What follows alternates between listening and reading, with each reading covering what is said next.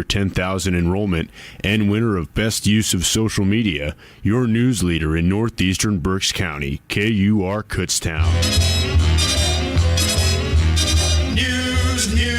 Time for news.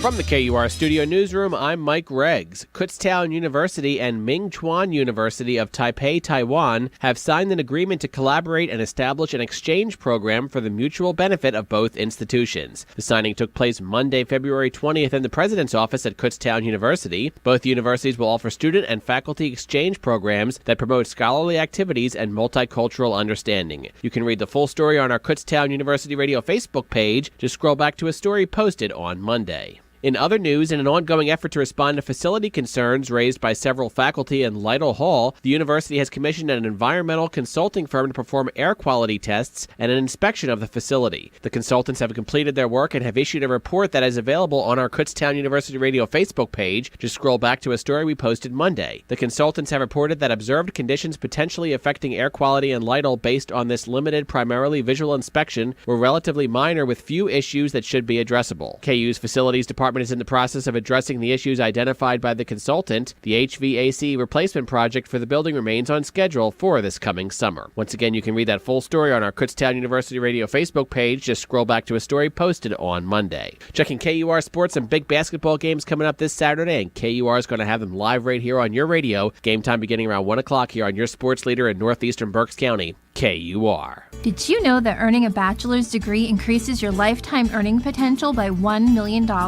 Consider Kutztown University for the start of your new adventure. At Kutztown, whether you know exactly what you want to do or you're still deciding, this is your time to explore. We want the students with spirit, and we know that creating a strong community empowers the individual. With the right support, resources, and challenges, you'll grow, not into someone new, but into yourself.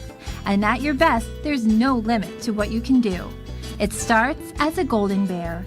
Here's Mitch Lambert, former member of campus radio station KUR. His KU experiences led him to become evening programmer at WEEU Radio in Reading. Kutztown University has a club for everyone. I joined KUR, and it was by far the best decision I ever made in college. It's because of KUR that I now have a full-time job in radio. Visit, apply, and become a Golden Bear.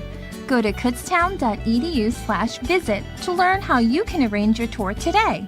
That's kutztown.edu/visit. For late-breaking news, weather, sports, and/or traffic, as well as national and/or international headlines, make sure to like our award-winning Kutztown University Radio Facebook page or on Twitter at KU Radio. And from the KUR Studio Newsroom, I'm Mike Reggs. Any views or opinions expressed on KUR are not necessarily those of Kutztown University, Kutztown University Student Government, Kutztown University Student Services Incorporated, KUR staff and management, or other affiliated organizations. Kutztown Live. Kutztown University Campus's Campus and Community Interest Radio Magazine. You can call Kutztown Live at 610-683-4859. And now, your host for Kutztown Live, Juliana Jablonski. Good afternoon and welcome to Kutztown Live, Kutztown's campus and community talk show. I'm your host, Juliana Jablonski. I hope everyone is having a wonderful day so far. We have 3, maybe 4 guests today here, so it should be a busy show. And if you missed last week's show, we had Lori D'Onofrio Galli from the Northeast Berks Chamber of Commerce. She's always here keeping us up to date about the events going on within the chamber. And as always, she always brings a special guest. And last week we had Ellen Overcast speaking to us about the Briarcliff Apartments. Also on the show last week, we spoke to Jess Burns, who talked to us about the upcoming leadership conference and talked to us a little bit about KUBAC here in Kutztown. Along with Jess was Ali DeStefano, and Ali was here to talk to us about ACE and some of the upcoming events and activities they have going on. Lastly, last week we were able to speak to Stephen Majiri, one of the former hosts of this show, Kutztown Live. Stephen is now a reporter on Channel 14 News in Indiana. And if you missed last week's show, be sure to head on over to the KUR website at www.kutztown.edu/KUR and click on the podcast link. Today, our first guest is Kevin McCloskey, and he is coming to speak to us about the 19th Annual Kutztown University's Children's Literature Conference. And after that, we will be speaking to Francis Cortez Funk from the Health and Wellness Center to talk about a new screening program coming to campus. And then later on in the show, we'll be speaking to someone from Kutztown Resist to give us an update and inform us on what that's all about. And we may have a quick surprise guest from the Slavic Club here on the show at some point this afternoon. So to kick off today's show, we have Kevin McCloskey here. Hello, and thank you for coming in today. Juliana, my pleasure. It's good to be here, and I'm all excited about this year's Children's Literature Conference. It's the 19th annual, and we're bringing some stellar children's book authors and illustrators to campus. All right. What role do you take in this event that's happening? Well, I just run and get water for people. I'm on the committee. Most of the committee members are part of the elementary education department. I teach illustration, so I'm also a children's book author and illustrator myself. I've been on the committee from the beginning for all 19 years, and sometimes I pick people up at the airport or get them back to their hotel or motel. I do whatever's needed just behind the scenes. So happens that the people who are chairing the committee couldn't make this event, so they invited me to sort of explain it to you. All right. And what exactly is this conference? Well, each year, 3 or 4 really stellar illustrators, authors, people who've won the Caldecott Medal, which is sort of like winning the Oscars for a children's book, come to Kutztown. And they explain their stories, their process, and how they became successful writers. It's really good for librarians, students who are going to go into elementary education, and I think for students who are going into the arts, any sort of the visual arts, they get the most out of it. And what exactly happens at this conference? Well, there's 2 days of it, and the first day we invite busloads of students in. It's usually a Friday, and so it's a little less crowded on campus. So busloads of students will be coming from all over Berks County, Schuylkill County, Lehigh County, and they get to hear the presentations, the storybooks, story hours, basically by the artists and illustrators. So that's sort of Kutztown's gift to the community. The second day, this year it's Saturday, April 1st, April Fool's Day, but it's really happening. That's when a lot of area librarians and school teachers and the Kutztown community come and hear these artists, illustrators give their presentations. And this year we have Lauren Castillo coming, Brian Collier, who just won the Caldecott Honor Book for his Trombone Shorty book. We have Deborah Hopkinson coming, and she's a nonfiction writer, and Rosemary Wells, who's probably done 40 books, probably most famous for her Max and Ruby series and Noisy Nora. She's a really popular children's book author and illustrator. So on that day, it costs about $70 for teachers, area teachers and librarians, but it's only $10 for Kutztown students.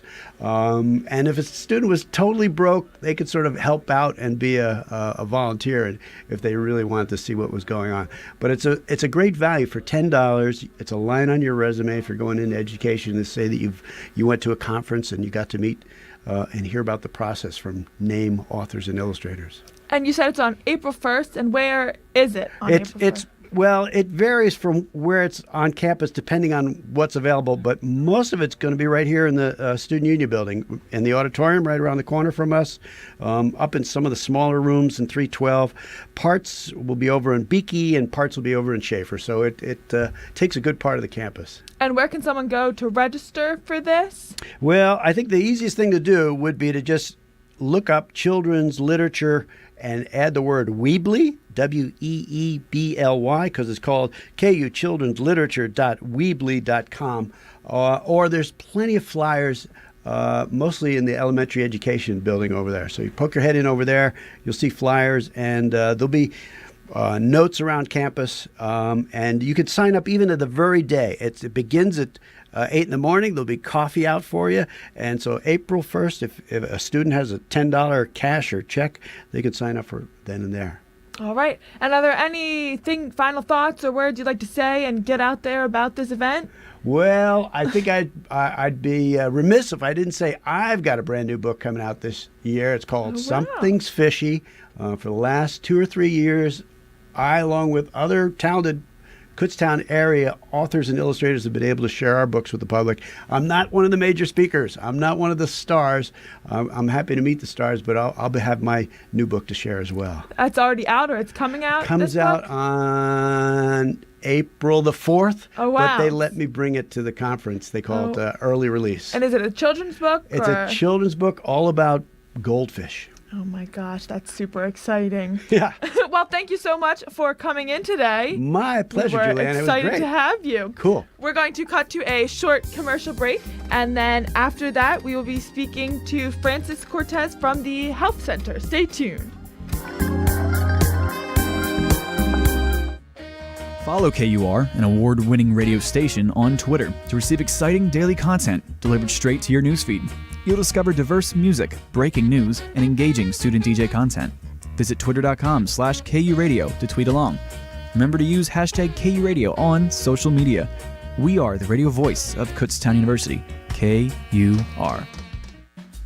The Kutztown University Council of Trustees is searching for a new student trustee. The current student trustee is graduating in May of 2017, and KU needs a student to succeed him. You're qualified if you are a full-time student, undergraduate student, and will have completed 32 or more credits by the beginning of fall 2017 semester, graduate no sooner than the spring of 2019, and have a minimum 2.5 cumulative GPA. You can read the full list of basic qualifications and requirements by visiting the Council of Trustees website. Just go to kutztown.edu and search up Council of Trustees in the search bar. That's kutztown.edu and search Council of Trustees. You can also learn more about this opportunity by going to the Student Trustees Search Information Night Wednesday, March 1st from 5 to 7 p.m. in the McFarland Student Union Room 322. That's Wednesday, March 1st from 5 to 7 p.m. in McFarland Student Union 322.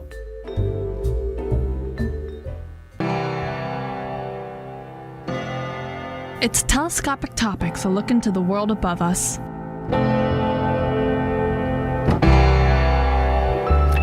How do you think we managed to get our massive satellites into space?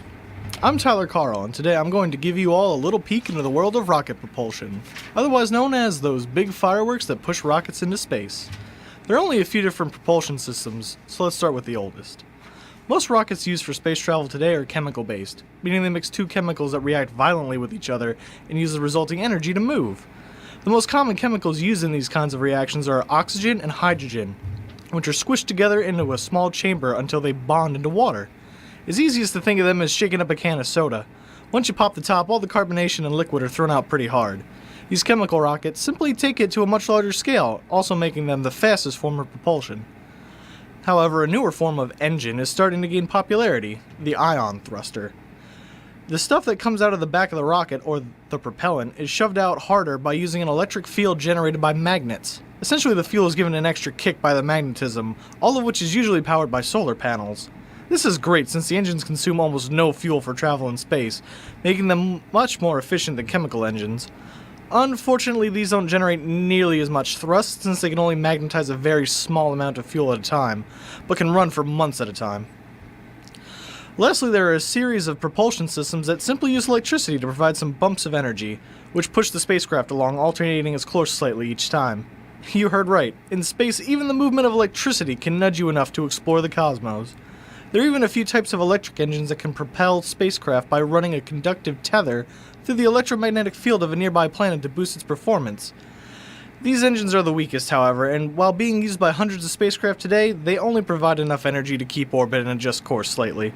Hopefully you all enjoyed my brief little overview of different types of rockets. Here's hoping they start strapping them to cars by 2025. Telescopic Topics, a look into the world above us.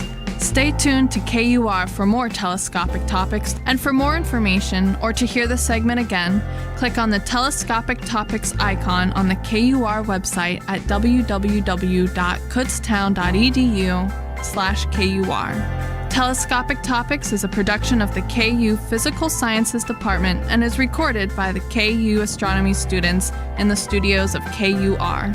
Thank you for listening, and we'll see you next time.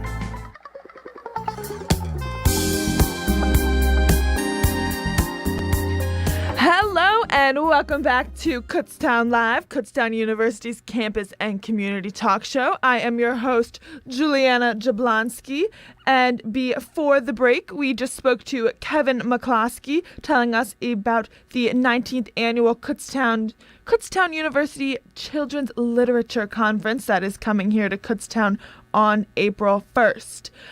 We actually have two surprise guests here quickly, Utam and Tinky from the Kutztown Slavic Club, here to talk to us about an event they have going on tomorrow within their club. Hello, you two, and thank you for stopping in today. Oh, hello. Thank you for having us. Would you like to tell us a little bit about the event your club is putting on tomorrow? Oh, yeah. The event is called Maslenitsa Festival. So it's basically, a dance and pancake festival, to put it simply. It's we're having a group of dancers from Lehigh Valley, the Ukrainian dancers.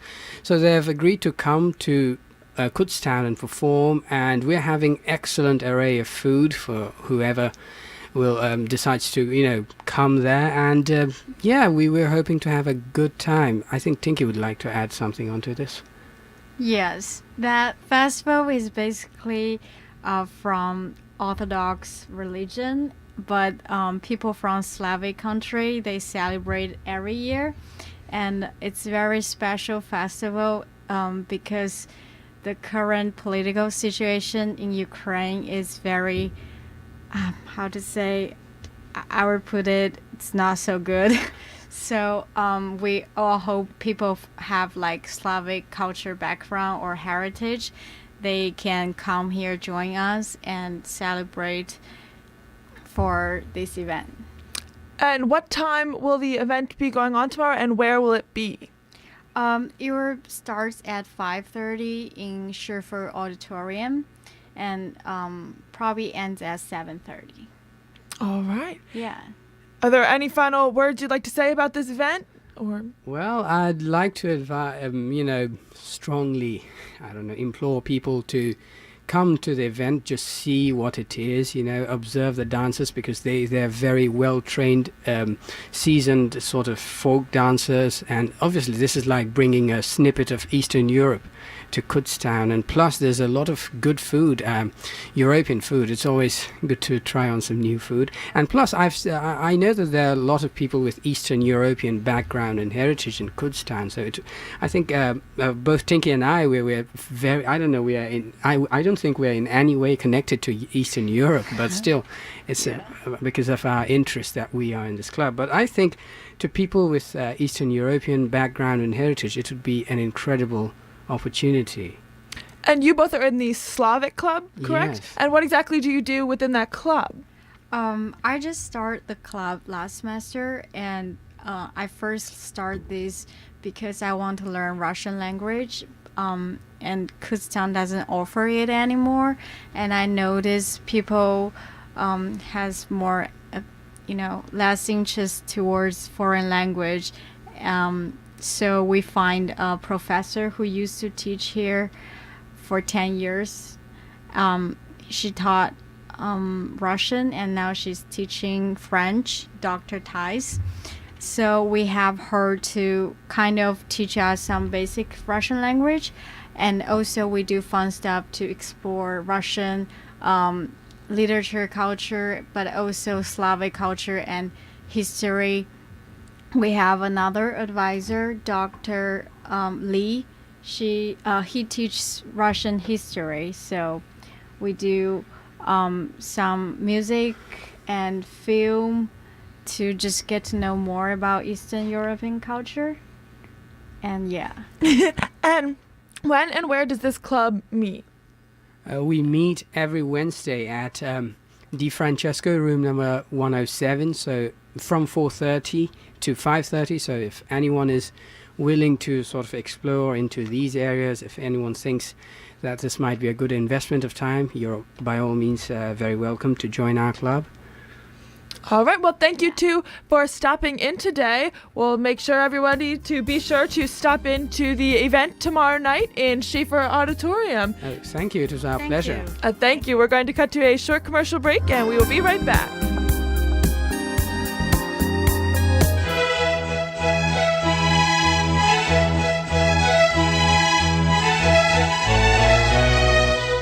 I am the kid who used my seatbelt in the pickup truck, and I am still alive. I know not just by luck. More than 40,000 people die in motor vehicle collisions every year, and farm vehicles are an added danger in rural areas. You can reduce your risk of fatal injuries by 60% just by wearing a seatbelt. So make the safe choice and buckle up. I am the kid you told to stick to my beliefs and be brave. Yes, I am the kid whose life you did save. This message has been brought to you by your radio station and Farm Safety for Just Kids. Darlene! Not now. I'm watching my stories. Dad? Yeah, boy? I need to tell you something. What? I have these feelings. Feelings? What feelings? Well, the thing is, Dad, I like boys. What? You're gay? Aw, son. I'm proud of you. Took lots of guts. And please know that both me and your mom are here for you. After all, you're our son, and we love you no matter what. Need someone who understands? If you're a lesbian, gay, bisexual, transgender, or questioning youth, Lyric can help. At Lyric, young people get the support they need to come out early and follow their heart. I'm Armistead Maupin. Please join me in supporting Lyric. To learn more and make a donation, visit lyric.org today. And for GLBTQ resources on campus, visit the KU GLBTQ Center, Old Main, Room 4. Hi, hon. I thought you were coming home early. Yeah. What's the matter? What happened? And I realized today just how much I really love you. What do you mean? I almost got killed today. Oh, my God. I was rushing home to catch the game. There was a train coming. I thought I could beat it. Oh, Billy. I was just about to go around the gate. Something made me slam on the brakes. Oh, thank God. Hot coffee went everywhere. I'm so glad you're all right. Wasn't worth the risk. Never see you again. Never smell your hair. I don't even say that. Never see you walk. I love you. I'm sorry. It takes a mile for a train to stop. Don't try to beat a train, or someone you love will get hurt. Look, listen, and live. This message brought to you by Operation Lifesaver and this station. Email any suggestions to kur@kutztown.edu. Complaints, concerns, questions, whatever you may be thinking at the time, it's kur@kutztown.edu.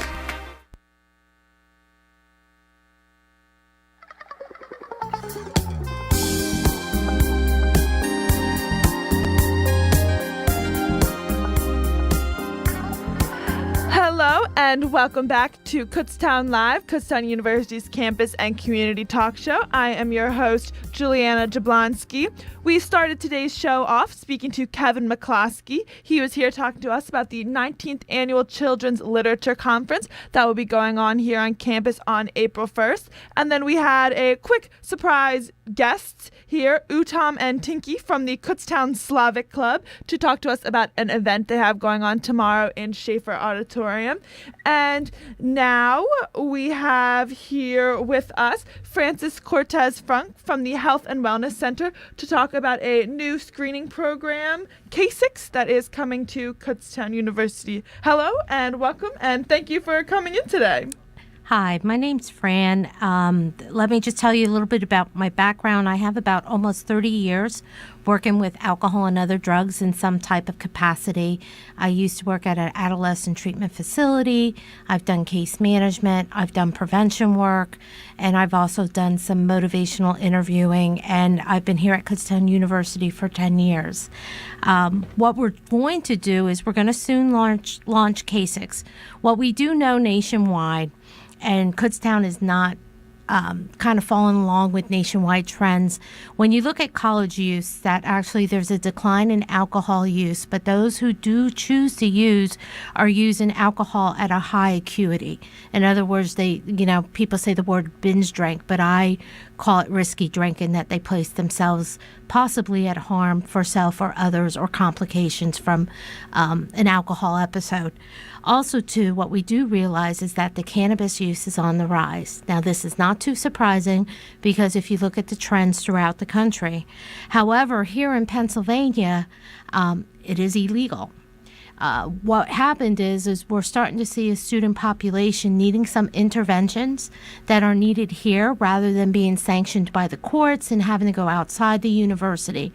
What we want to do is provide something called K6 in my department. We've been trained in it, and I'm actually a trained facilitator to train others. But what we're looking at is launching the cannabis abuse screening and intervention for college students. So that's a loaded word. We just call it K6. It's a marijuana intervention program that will soon be offered, and I am the Director of Health Promotion and Alcohol and Other Drug Services here in campus. We'll meet with people one-on-one with a trained specialist who could help them evaluate the student's own use of marijuana and to identify the risks and plan to reduce consequences associated with marijuana use. Now, keep in mind, when you do meet, like if you would meet with me, I take my hat off as Director of Health Promotion and Alcohol and Other Drug Services. My service is there for the students to have an honest conversation. And for most of them in my years and 10 years since I've been here at the university, when we do basics, which is for alcohol use. Sometimes people don't have that one-on-one, non-judgmental conversation. So I'm really excited that we're going to bring this out for the students.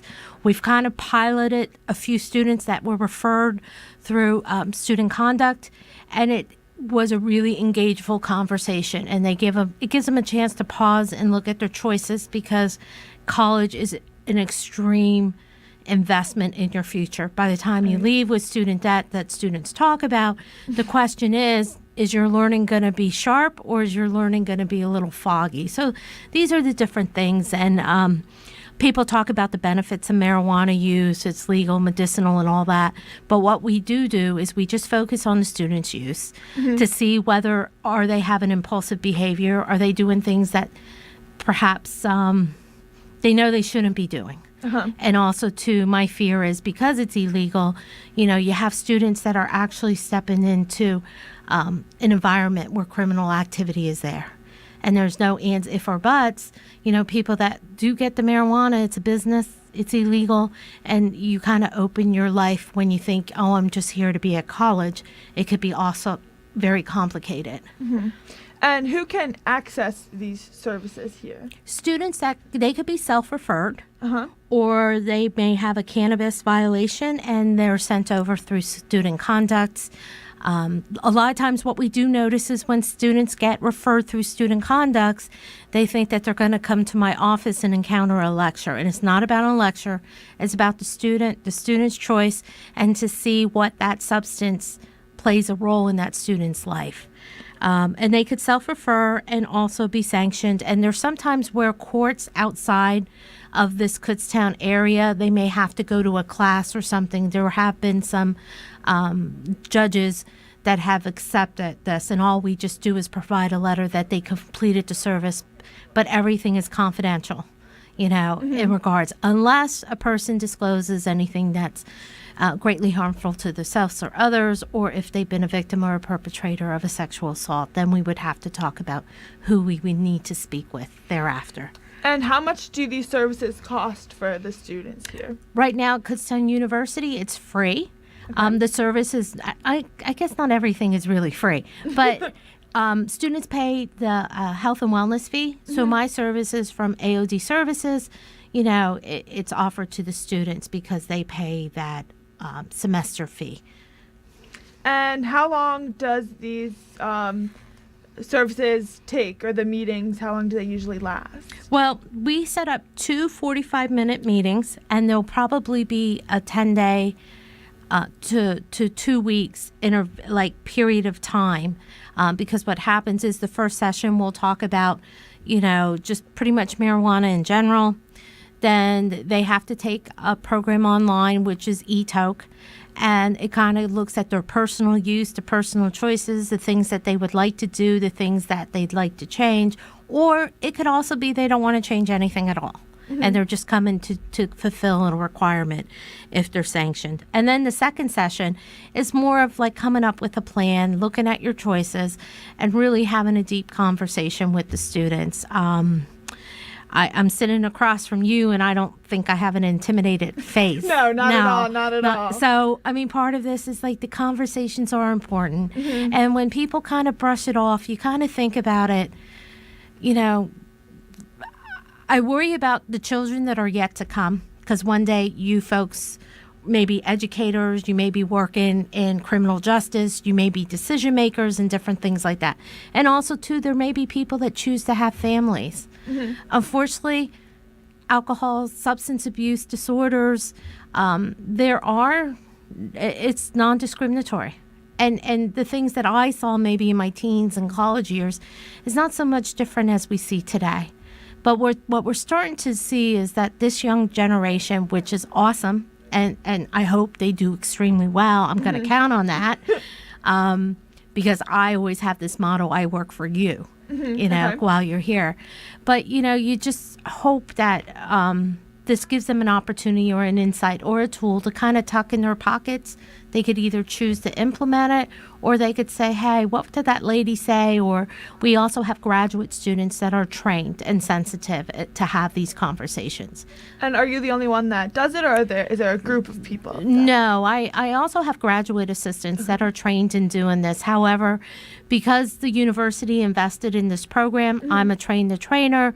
So if people are also thinking of like, hey, I'd like to be trained in this, because there's so much information and it's so complicated, and we're still learning as we go. The impact of cannabis use. I could talk about the brain, I could talk about all those things that you've probably have learned in biology class or health classes, but the whole point is it's going to be interesting in the next few years what things will look like and the impact on the community and individuals. And I think you've touched on it a couple of times, but why would someone go to take K6? Why would someone think, I should head down there and chat today? Well, here's an example. If I was an individual, this is hypothetical, that would smoke half a bowl a day. For people that don't know it, it's like a pipe that has a little bit of marijuana in it, and I would smoke half a bowl a day, and then I would do a full bowl on weekends in 30 days. That is equivalent of your mind being under the influence if you worked 5.5 weeks, 40-hour work weeks. So in other words, people don't realize that the effects of smoking marijuana on how it lingers. What happens then, too, is sometimes students will come to campus and the majority of students take care of educational business. Some of them have very vibrant social lives. And sometimes people feel like things are just spiraling out of control. For example, like people that have come through basics, they would say, I refrained from using as I was preparing from using alcohol because I was preparing for finals, and they would come back and they would say, I was really thinking a lot clearer. And then the question does, if you have any kind of substance use disorders, if you can't walk away for 30 days, you have to ask yourself, what does that mean for me? So when you look at that, those are just services we want to provide for students, because I strongly believe if it's a student that has made one night of wrong decisions or a series of wrong decisions, he or she should not be stopped from being able to complete their education. This is the biggest investment that an individual does for themselves. I look at students as adults, and when it's the opportunity, when things feel spiraling out of control, there are multiple services. I look back in the years that when I went to college and had some adjustments, and for me being a first generation student, I reached out, and I could probably name a handful of people that actually took some time to have a conversation with me. And I know you said this before, and I'm even learning about. I'm taking a social work class now, and we're learning about what's confidential and what you can say and what you're allowed to tell people. But this is confidential. Whatever someone says to you, you don't really go out, and you won't get them in trouble. Someone shouldn't be afraid that they'll get in trouble if they come to you, kind of thing. No, it's just kind of putting out the decisions and things like that on what happens. But if you place yourself at really like homicidal, suicidal comments, or if you're going to do damage or hurt for someone else, then we would have a conversation. Or if you've been a victim of any sexual assault or a perpetrator, we would talk about, where do we go from here? Okay. Because there are some reporting requirements when you engage in those conversations with staff and faculty here at the university. And then what are some trends that have been going on with this that you'd like to touch on today?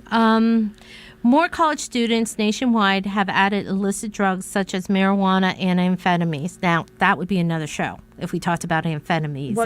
Amphetamines, exactly. Like people talk about Ritalin, and they talk about Adderall. Okay. That they take for ADHD. That's considered an amphetamine. Okay.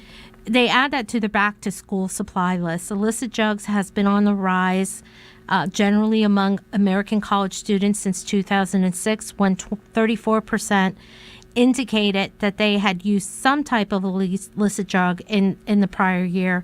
That rate has gone up to 39% by 2013. And this was a study by the University of Michigan where scientists conducted a nationwide monitoring the future study.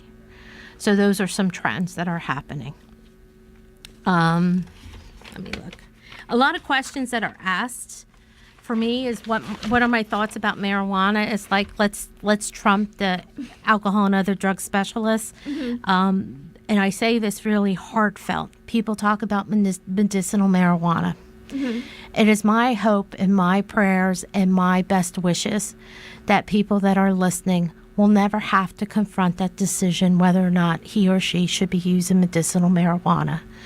Currently, right now, I've learned a lot more about what is available for people that have HIV, that have appetite suppression, or people that are struggling with cancer.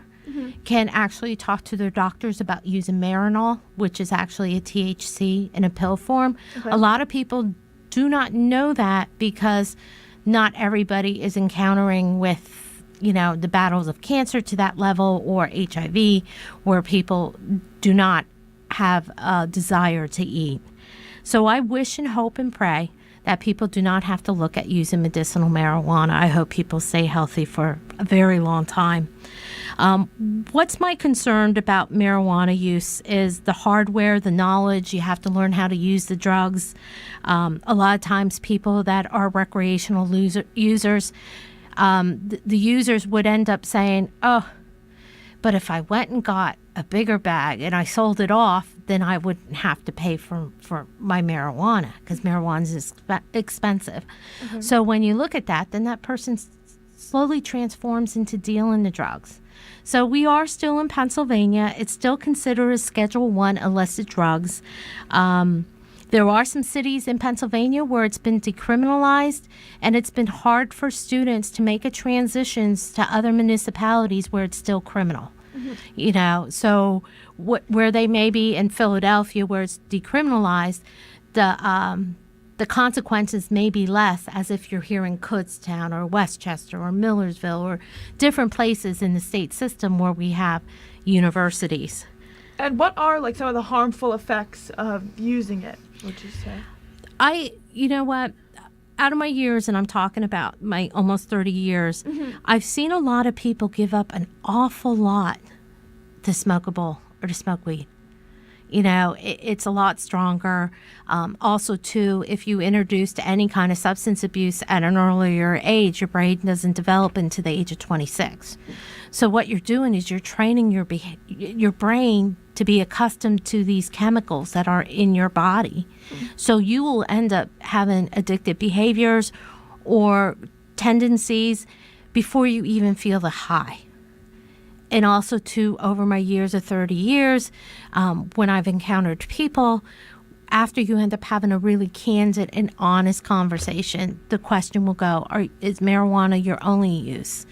And they'll say, oh, well, but, and on, or where have you been in the room and what type of drugs were in the room? And so it ends up being awfully complicated. So here at Kutztown University, I want it easy peasy, lemon squeezy. You get here, you're admitted, you get your education, you thrive, and you do well. And what happens is that sometimes substance abuse can kind of get a hold on you. And it's not with anyone, and also even tobacco. Mm-hmm. It's awfully exhausting trying to figure out when you're going to get your smoking breaks throughout the day. And how do we get in contact for you if we would like to sign up to to participate in this?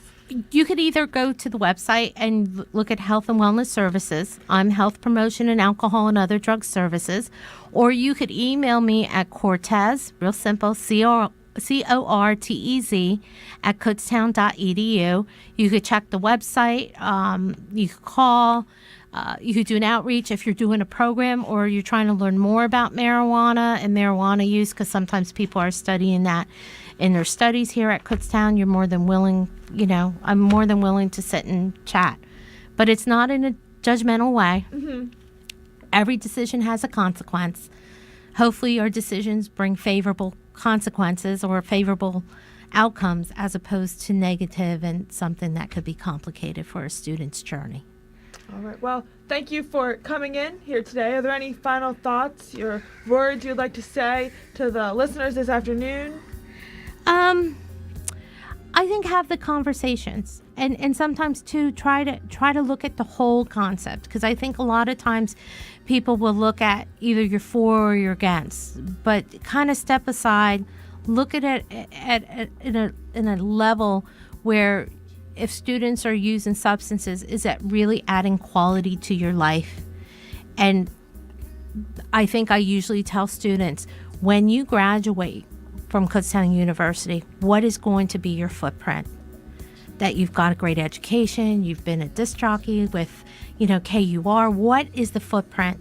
And to be honest with you, if you end up known as the biggest party animal, how is that going to give you a reference for a job? Mm-hmm. And some people may value that excitement of engaging with other people. But think about what's your footprint. All right. Well, thank you very much for stepping in today. It was a treat to have you. Thank you. We're going to cut to a short commercial break, and we will be right back with more of Kutztown Live. Green light. Hey girl, school zone. I'm getting hungry. Car changing lanes. You want to meet me for pizza? Stop sign. Intersection clear. Yeah, street. Pizza sounds good. Ballin' Street? Girlin' Street! It's hard to concentrate on two things at once, like texting and driving. Stop the text, stop the wrecks. How will you stop texting and driving? Tell us at stoptextstoprex.org. Brought to you by the National Highway Traffic Safety Administration and the Ad Council. This is Betty White. I know you don't need one more thing to worry about, but listen, high blood pressure can cause kidney damage, blindness, heart attack, stroke, and you can have high blood pressure even if you feel all right. 1 in 7 adults has it, but it's easy to get your blood pressure checked, and you can treat it if it is too high. So don't worry about it, don't ignore it, just see your doctor and check it out. For your free booklet, visit the Will Rogers Institute at wrinstitute.org and find us on Facebook and Twitter. Como madre de dos, no paro, pero no importa qué tan ocupada esté, voy a vacunarme junto a mis hijos contra la influenza y le estoy aconsejando a todos los padres que hagan lo mismo. Es que la amenaza de la influenza es muy seria, especialmente para los niños muy jóvenes, que son más vulnerables a presentar serias complicaciones por el virus de la influenza, incluyendo hospitalización y a veces la muerte. Por eso les estoy haciendo un llamado a todos los padres a que se vacunen junto a sus hijos. La vacuna es segura y es la manera más efectiva de prevenir la influenza. Solo piensa, si todos hacemos nuestra parte y nos vacunamos junto a nuestros hijos, estaremos haciendo lo mejor para proteger a nuestras familias y para ayudar a detener el contagio de la influenza. Para más información acerca de cómo puedes proteger a tu familia y ayudar a prevenir la influenza, visita flu.gov. Juntos podemos combatir la influenza. Es un mensaje del Departamento de Salud y Servicios Humanos y del Ad Council. Listen to Emily Schlegel for Unsung Underground. Emily plays music of the local and the obscure, from rock to pop and everything in between. Hear it here live every Monday afternoon from 2 to 4 Eastern Time at www.kutztown.edu/KUR. KUR, the radio voice of Kutztown University.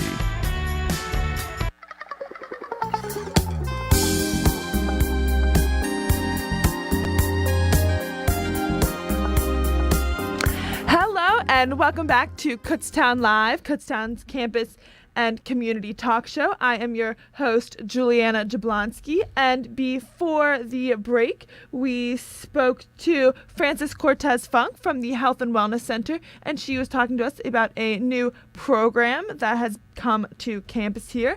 And now, here with us is Natalie from Kutztown Resist. Hello, and welcome to the show today. Hi, thank you. I think you can start off with telling us what exactly Kutztown Resist is.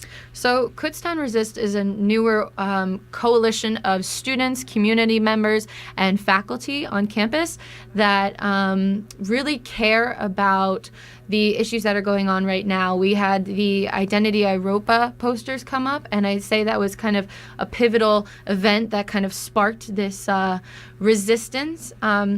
We definitely plan to have events that show everyone is welcome here on campus, that we're not going to tolerate hate or bigotry or racism of any kind. And how did this Kutztown Resist begin? And did one person start it, or do you know how it began? Yes. So about 2 weeks ago, we came together, a group of students, and we kind of had this message that we wanted to do something because there was just these things starting to happen in our small town of Kutztown, and we wanted to do something about it. We didn't want to just sit by and let it happen to us, especially because it did pose a certain risk to some of our students here. And it did come out of another kind of group called the Kutztown Huddle. There was the Women's March. Part of the 100 Days of Action is to get within your community and start organizing. And so that group of people, that was faculty members, community members, students, came together, and we started talking about what can we do in the future. And then this group Kutztown Resist sprang out of that as more of so we want to do something now, in a sense. And is it a registered club here on campus? But I mentioned you said it was newer. Are there a lot of people? Are you looking for people to join? So we are not a registered group on campus. Okay. We are an organic group that has just come together through an interest. I would say we are recruiting. If you are interested in any future events we may have, like the Solidarity March we just had, then we welcome you onto our team. We do have a horizontal leadership, and so there's no president, no vice president. Everybody has a say, and it's equal say. We value inclusion and intersectionality because we want to have every voice represented. Going forward, we hope to definitely have a stronger base, a better foundation. We're new, like I said, 2 weeks, but we're definitely recruiting. And there was a march on Kutztown last week. Can you explain exactly what that was and what that march was for? So it was the Solidarity March, and it was a march specifically against racism, bigotry, and division. Like I said about the Identity Europa posters, we wanted to show that this is not going to happen on our campus. We are a campus that values diversity and inclusion, and we wanted to show that through the march and the rally. We had numerous people from the community, from the campus, from faculty members speak at the march as well, and it was a very powerful show of just solidarity among the campus. I was sitting, I think, in the Cub the other day, and I saw, and I had no idea what it was, and then I heard what it was, and I was like, okay, so now, because I was clueless at that point. But what exactly goes on in your meetings now, or what is kind of the next step you guys are working towards? Do you know? So we've only had about 1 or 2 meetings so far. It's because we are new, but at the same time we have many ideas circulating. We definitely want to have input from multiple people and see how we can best serve this campus and how we can support pre-existing groups on campus, especially ones that are diversity oriented, because we want to focus on supporting marginalized voices. Mm-hmm. And where and when are these meetings? So we have a meeting coming up. It's on Wednesday night, tomorrow, at 6 p.m. in the MSU in room 157. Now, we don't have a specific point right now that we meet. We kind of we have the events made, and then we have people come to them through our Facebook page. Okay, and what is that Facebook page? So that's wanted to look up. Kutztown Resist. Just search it in the search bar and it'll come up. We also have an email, and that's kutztownresist@gmail.com. All right, and is there any final thoughts or words you'd like to say that people know about Kutztown Resist as a whole, or anything you'd like to make sure the word gets out there of? So, Kutztown Resist, although it is new, it's definitely here to stay. I think with the current climate of what's going on nationally has definitely affected Kutztown, and this group is definitely a way for people to get involved in ways to combat things that are happening to us. All right. Well, thank you so much for stopping in today. Well, thank you. It was a treat to have you. We're going to cut to a short commercial break, and we'll be back with Kutztown Live. Thank you.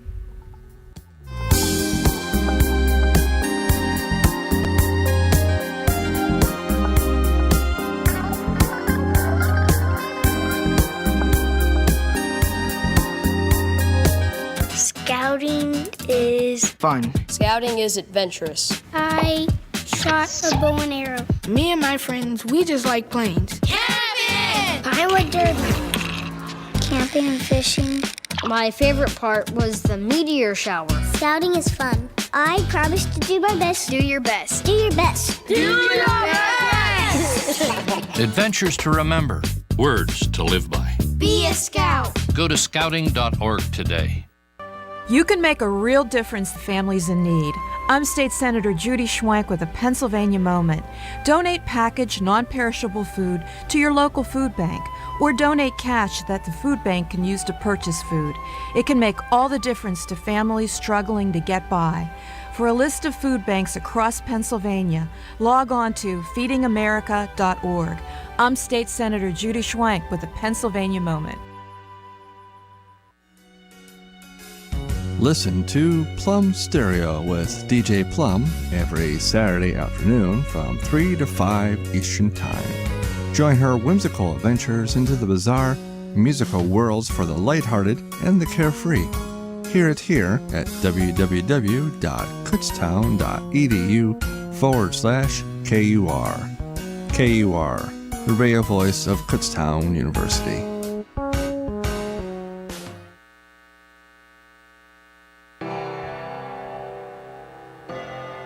It's Telescopic Topics, a look into the world above us. The only chance of survival for mankind lies beyond the stars. With increasing chances of a dying Mother Earth, we must look to the skies and begin developing a program to sustain our race. Many scientists have taken a strong position promoting interstellar space travel as humanity grows and our resources here on Earth begin to dwindle. The first step is to detail the scope of the program itself. One scientist and former head of NASA propulsion physics said this could be done for a mere investment of $10 million a year. But then we begin the development of space vehicles that could overwhelm any first world country, adding up into the trillions extremely quickly. A ship with the capacity to hold a handful of human astronauts, along with attempting to create a spacecraft capable of light speed, could cost upwards of $125 trillion US, not to mention using a good fraction of the remainder of Earth's resources. One key resource is fuel, an ever-growing problem here on Earth. We're simply running out. The energy required to even boost outwards is the equivalent of 10 railway cars worth of fuel. The development of an engine that can utilize other resources would be extremely helpful, but also increasingly difficult, as that would take years to develop on top of the time limit humanity may have attempting to leave this blue rock for whatever reason. Two proposed technological advancements to eliminate fuel as our primary resource would be Two proposed technological advancements to eliminate fuel as our primary resource would be to light sail using light beams to exert pressure. These light beams would come from the sun and be used by a large sail to convert those rays to forward movement. And then there's collect along the way, using a system to collect hydrogen gas from space and funnel the gas in a nuclear fusion engine. This eliminates the need to carry fuel, freeing up valuable space in the craft. Unfortunately, interstellar space travel boils down to theory and hypotheticals the deeper we explore. It is difficult to make such claims without crossing over into the realm of science fiction. Hopefully one day, humanity will take its ingenuity and will to survive and apply it to the future of our race, not on Earth.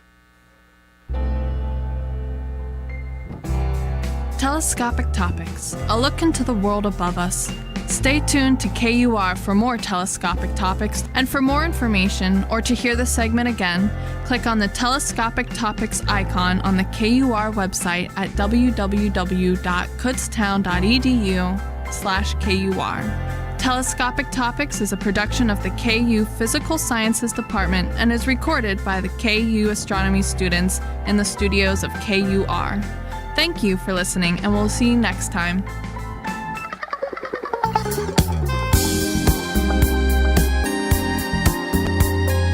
Hello and welcome back to Kutztown Live. I am your host, Juliana Jablonski, and wow, it has been quite a busy afternoon here in the KUR studio. We started off today's show with Kevin McCloskey speaking to us about the 19th Annual Children's Literature Conference that will be held here on Kutztown University on April 1st.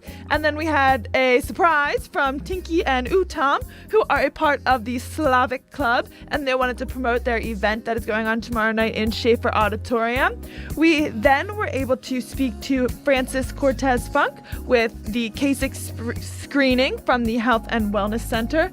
And then finally, before the break, we spoke to Natalie from Kutztown Resist. And as always, if you missed any part of the show, it'll be up online, usually in 24 hours, over on the KUR website. That is www.kutztown.edu/KUR, and you can click on the podcast link there and hear this show, along with many of the other shows that KUR puts on. Thank you all for tuning in with us on this Tuesday afternoon at 3. Be sure to tune in next Tuesday at 3, as always, with Kutztown Live. I am your host, Juliana Jablonski, and I will talk to you next week. Thanks, and have a wonderful rest of the day.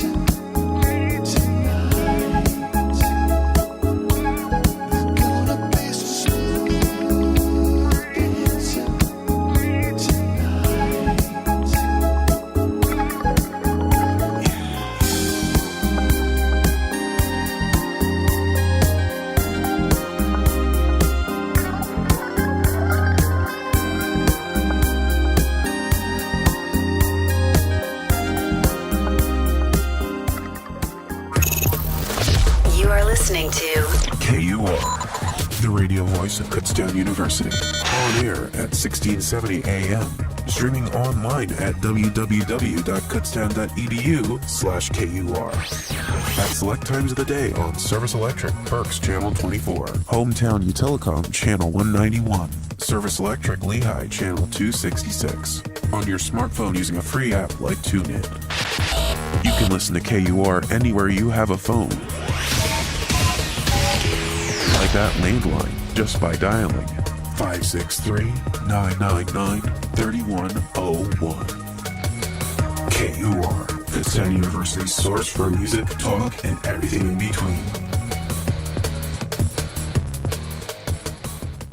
Nominated for Best College Radio Station at an institution with under 10,000 enrollment and winner of Best Use of Social Media, your news leader in northeastern Berks County, KUR Kutztown.